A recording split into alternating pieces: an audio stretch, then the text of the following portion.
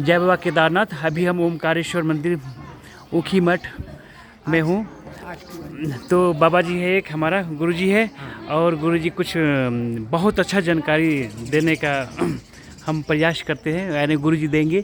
और गुरुजी बचपन ही से यहीं पर है, तो गुरुजी को पूरे डिटेल यहाँ के बारे में पता है। तो गुरुजी थोड़ा सा बता दीजिए यहाँ के बारे में। शिवाय।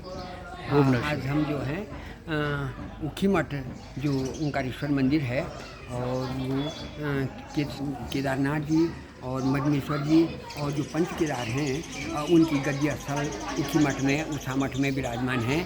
और आज का सौभाग्य दिन इतना अच्छा रहा कि आज मदनेश्वर भगवान अपने दिव्य स्थान को, मदनेश्वर जी को प्रस्थान कर रहे हैं।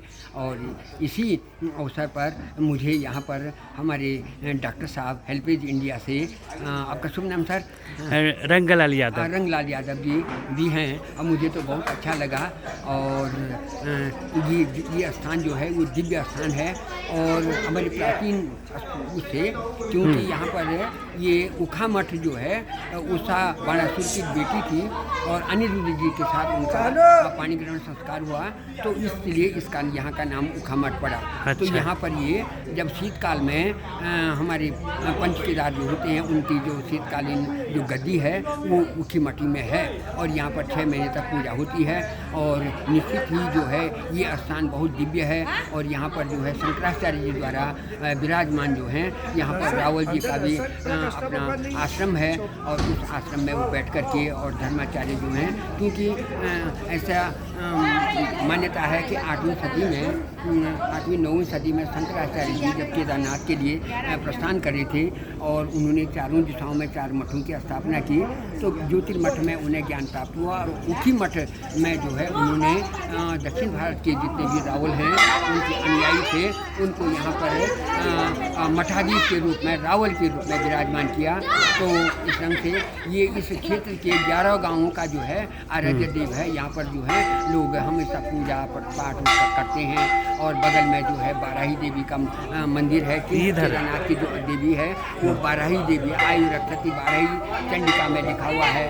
और पंच केदार जो है लिंग के रूप में विराजमान हैं, और अंदर जो है उनका उषा अनिरुद्ध की जो है वो विवाह स्थल का जो वेदी है वो है, और चंडिका जी का भी जो है मूर्ति स्थापित की गई है। तो ये परकोटा जो बना हुआ है, और धीरे धीरे जो है इसको श्रृंगार कर रहे हैं, इसको सजा रहे हैं। और निश्चित ही जो है यहाँ पर ऑफिस बना हुआ है, कार्यालय बैठे हैं, प्रशासनिक अधिकारी, मंदिर के जो विशेष अधिकारी सब बैठते हैं। तो आज का दिन मैं तो अपने लिए और डॉक्टर साहब के लिए सौभाग्य समझता हूँ, क्योंकि भगवान जो है जोड़ने का काम करते हैं। कहाँ से डॉक्टर साहब आए, कहाँ से मैं आया, तो इस पुण्यतिथि में, इस शुभ दिन पर हम लोगों का मिलन हुआ। और बाकी ये स्थान जो है ये सर्वविदित है ही।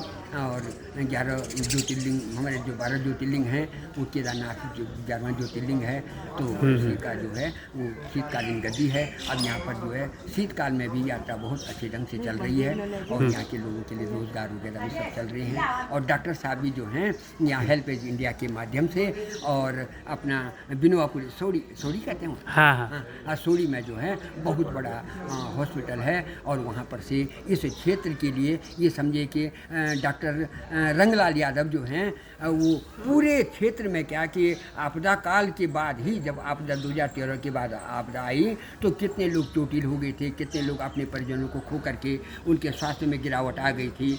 तो डॉक्टर रंगलाल यादव जो हैं तब से यहाँ पर अपनी सेवाएं दे रहे हैं, और उनका जो भाव है, भक्ति है, और अपने मरीजों के प्रति उनकी जो श्रद्धा है, जहाँ जहाँ मैंने ये समझिए कि सब उनको याद करते हैं और बहुत सुधार कर रहे हैं।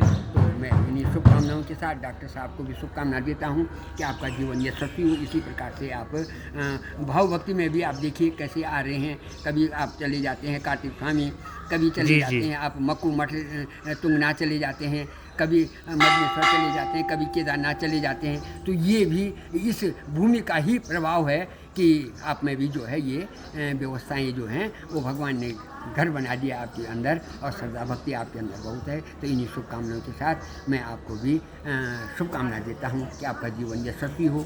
धन्यवाद। जय बाबा केदारनाथ। थैंक